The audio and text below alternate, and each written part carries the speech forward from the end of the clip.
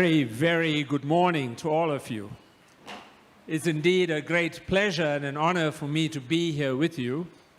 And I chose to get off the podium because as I'm standing there, I can't see half the people. You're being blocked by the wall.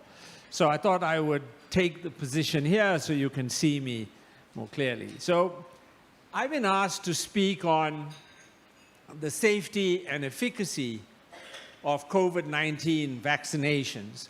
And as I do that, I am going to take you through a small journey about what we know about COVID-19 vaccines. So just to clarify, I have no financial conflicts of interest, and I've just listed some of the other non-financial potential conflicts on the slide. So I'm going to tell you about what we know about the efficacy of vaccines, but I'm going to tell you about the 5 benefits of vaccines, of COVID-19 vaccines.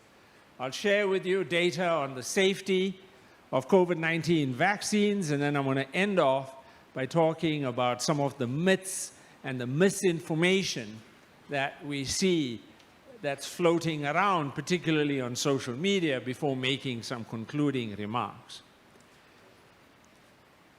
So we have seen something in COVID-19 that we have never seen before.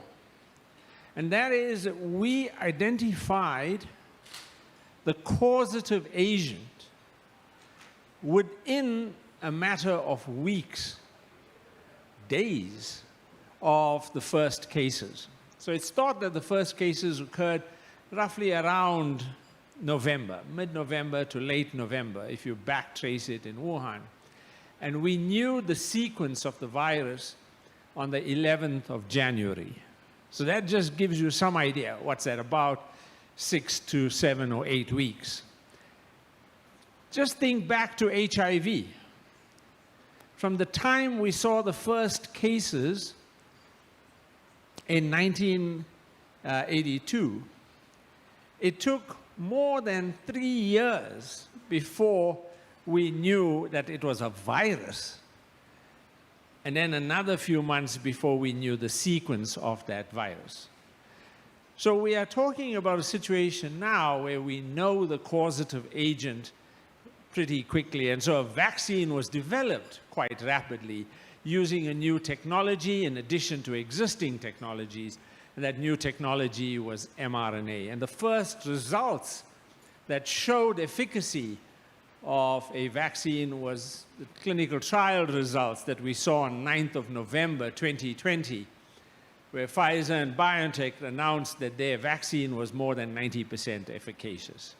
And of course, today we have many, many vaccines that we know are highly efficacious against COVID-19.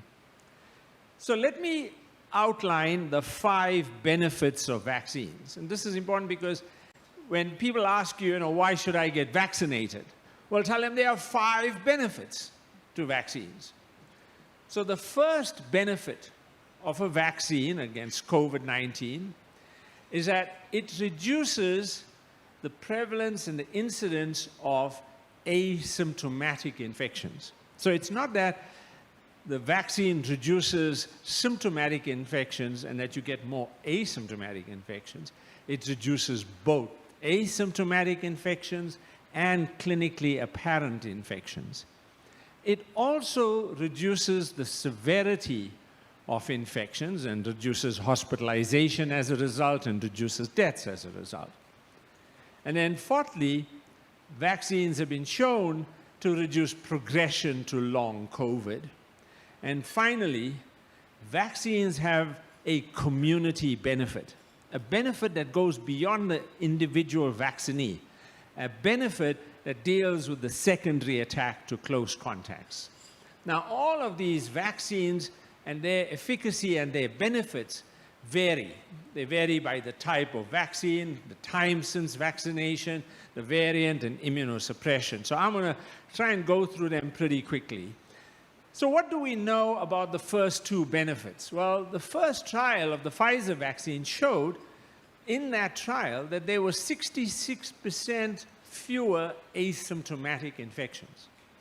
And there were 95% fewer clinically mild infections. So we're seeing both the benefits of asymptomatic infection and clinically mild infection. But that varies. So while the original trials were done against the ancestral strain, what we are seeing as the new variants are coming about is that the efficacy of the vaccine changes. So while against the original ancestral strain with the D614G mutation, the vaccine was shown to be 95% efficacious. Against beta, it was only 75% efficacious. Against Delta, 88%. Against Omicron, well, if you were vaccinated recently, it was 67% efficacious. But if you were vaccinated 6 months ago, almost no protection. And we all know that, and that was among the studies we did in South Africa that showed that if you took 2 doses of the Pfizer vaccine, didn't protect you against Omicron, you needed to get a booster. And if you get a booster, as was shown, the mRNA boosters or even any of the other boosters, your efficacy against Omicron also rises. So we're seeing this benefit that it prevents asymptomatic infections and it prevents clinically mild infections. But the real power of these vaccines are most evident in the way in which they reduce death. So if you look at these data, if you look at the second wave in the UK, on the left-hand side, that's the cases, the number of cases of COVID-19. On the right-hand side, that's the number of deaths per 10 million population. So when you look at the second wave, you can see that the deaths mirror the number of cases. But look at what happens after vaccination, which is the third wave. And what you see, the cases are occurring on the left-hand side, but it's not being mirrored on the right-hand side. There are very few deaths. And so the COVID-19 vaccines, and it doesn't matter which COVID-19 vaccine you take, they do pretty well in preventing death. Now, you've already heard from Gemma that vaccination reduces long COVID. And I've just shown you in this systematic review that in 10 of the 12 studies, we see quite significant reductions in long COVID. And it gets, the protection gets better with the more doses of vaccine that you have. But here's the real power of vaccination. So this is a paper published in Science. It's an incredibly clever study. What they did was they took families. They took families in which both parents were vaccinated or families where both parents were not vaccinated. And then they looked at the incidence of COVID-19 in the children. And what they showed is that when both parents were vaccinated, there was a 72% lower incidence of COVID-19 in the children. So when parents get vaccinated, they are now protecting their children. And that is a pretty powerful benefit of vaccination, where it's not now accruing only to the vaccinee, but there's a community benefit. In this paper in the New England Journal of Medicine, it makes that point even more strongly. So here, what they did was they looked at the contacts of index patients. And they looked at the contacts of index patients who'd been vaccinated and index patients who had not been vaccinated. What did they find? They found routinely that if the individual who was infected had been vaccinated, there's a 68% lower risk of infection in the contacts. And that lower risk in contacts applies regardless. It applies to household contacts, it applies to visitors who come and visit the house, it applies to events and activities like going to the pub, and it applies to workplace. So if you have a vaccinated individual who gets infected, they have a 68% lower risk of spreading it to their colleagues at work. And that, for me, is pretty powerful evidence of the community benefit of vaccinations. And so some argue, should it be made compulsory or not? That's a debate I'll leave you to have. But the evidence shows that when you institute vaccine mandates, they work. And this is evidence from France and from Lithuania. When they introduced vaccine mandates, they saw reductions in the incidence of COVID-19. And remember, we're talking about not only the benefits to the individual, but benefits to the whole community. So let's look at what we know about the safety of COVID vaccines.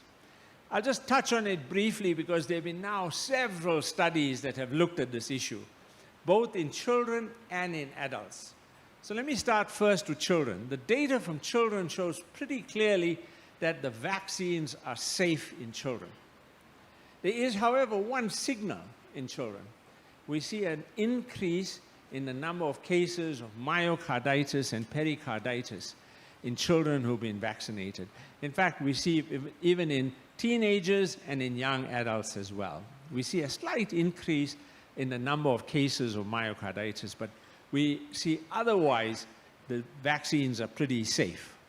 In adults, we see there's no signal at all, not even for myocarditis, and there's no signal for serious adverse events. So the vaccine in adults is pretty safe. So the question, and you'll see it often on social media, don't take the vaccine, it's going to give you myocarditis. Well, actually, that's not the correct way to look at it. The way you should look at it is like this. So this is a paper from the New England Journal of Medicine, and here they show that the risk of myocarditis, if you got COVID-19, is 11 cases per 100,000. The risk of myocarditis, if you get vaccinated, is 2.7 per 100,000. So you are almost at 4 times higher risk of getting myocarditis if you get COVID-19 than if you get the vaccine. But remember that myocarditis as an inflammatory process is self-limiting, and it's very seldom that you see any mortality from it. It's a self-limiting condition. It gets better on its own. So we do see a signal, and that signal for myocarditis, but that signal has to be taken in the context that COVID-19 itself leads to substantial amounts of myocarditis. Now, the question is it safe in pregnancy? This paper from JAMA shows quite clearly that neonatal outcomes, that in women who were vaccinated either before pregnancy or during pregnancy, that the vaccine is safe. Let's deal now with misinformation, because very unfortunately, we are seeing pretty low vaccine coverage, particularly in poor communities and in young people. So why is that the case? Well, there are many reasons, and access to vaccines is one issue. Access to healthcare services is another issue. But one of the challenges is disinformation. So it's a danger. It's a danger that each of you is going to come across, each of you is going to have to deal with. In social media, everybody is an instant expert. Nobody in Twitter is an idiot. And the bigger the idiot they actually are, the more forceful their point they want to make. And the reason is you don't know who it is. You don't know their credentials. So do they have a PhD or do they have a medical degree? You'd have no idea. And what you end up reading is the nonsense that they publish on social media, because social media is not curated. Nobody checks that anything that's there is accurate. And so you see this problem that personal opinion and speculation and misinformation masquerade as facts. And you have to be very careful of that, because there are people who are deliberately spreading disinformation and are trying to undermine vaccines. And the number one source of this. Remember, in the analysis in the US media, shows that there are 12 organizations, they call the Dirty Dozen. 12 organizations are responsible for the vast majority of the disinformation. And the Children's Defense Fund by Robert Kennedy is the #1 source of disinformation. They deliberately put out wrong information about vaccines to get people to read wrong information and believe it. So you have to be very careful of what you read there, because you'll be amazed. You know, Denzel, who has a PhD in epidemiology from the University of WhatsApp. I can tell you, there's a lot of people with PhDs from WhatsApp. And of course, Tandy, who has a master's in microbial genetics from the University of Google, right? So we deal with this nonsense all the time of people who are instant experts parading as if they know what they're talking about. But there are 5 myths that dominate in vaccines. The first is the vaccines were developed so fast, they're really not well tested and they're unsafe. That's really just nonsense, because I just showed you the evidence is pretty compelling that the vaccines work. And by the way, they weren't developed so fast. If you ask Katie Carrico, who just won the Nobel Prize with Drew Weissman for mRNA COVID-19 vaccines, she'll tell you she's been working on mRNA vaccines for 40 years. It's 40 years of research that went into making these mRNA vaccines. The second is, oh, this vaccine is going to change my DNA. Now, this is people who have very vivid imaginations, but basically, the mRNA vaccines do not interfere with human DNA. They have nothing to do with human DNA. They just lead to protein production.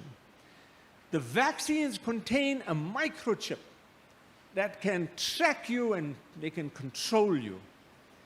Now, I can tell you, this is a favorite for all the Bill Gates haters, because they think Bill Gates is bored, he's got nothing to do, he'd like to put a chip into you, and he'd like to sit at his computer and see, okay, so what are you doing today? Are you doing shopping? Are you going to have lunch at a restaurant? He's got better things to do than to watch what you are doing. And of course, the question that's asked, oh, all these people are dying as a result of COVID-19 vaccines. And of course, that's simply not true. We monitor deaths from vaccination very carefully. In South Africa, we have a whole process to do that. And so far, we know of only 1 person who has died from the vaccine. So they certainly are not dying from the vaccine as is commonly claimed. And finally, oh, I am young and I'm healthy and I'm not in a high-risk category, so I don't need a vaccine. Not true. Everybody needs to be vaccinated, whether you're young or old. And even young people are at risk of severe COVID. And importantly, young people can spread the virus. You know, you don't want to be a young person, chose not to get vaccinated, then gets infected, sits in a bus next to a 70-year-old woman, and then passes COVID to her and she dies. That's something you do not want to be responsible for. So get vaccinated. So we've got to spend our time as healthcare workers to rebuild confidence in vaccines. We've got to rebuild that trust in science, that trust in medicine. We've got to lay concerns. And we shouldn't exaggerate, we shouldn't romanticize. Vaccines work, they work for many illnesses, but they have also their drawbacks. We're not trying to downplay them, they have side effects. We don't downplay those.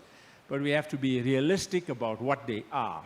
And we must explain the importance of vaccine protection. So we need trusted voices, like every one of you. You are the trusted voice in your community because you're a healthcare worker. You care about how others are dealing with illness. And I want to end off by just highlighting one point to you.